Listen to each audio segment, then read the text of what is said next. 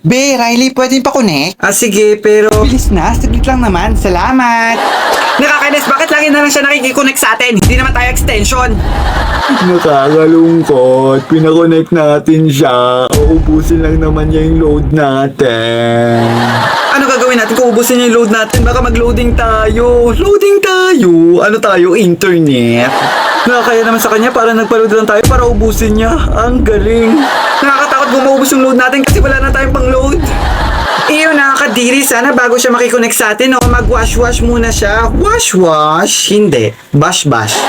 Nakaka-boring naman ang bagal ng signal natin kasi bagal ng pagong. Pagong? Hindi. Bagoong. Nakakaingit naman siya na nakakayanan ng hindi mag-load ng isang taon tapos sa atin siya makikiconnect ng isang taon. Nyamat!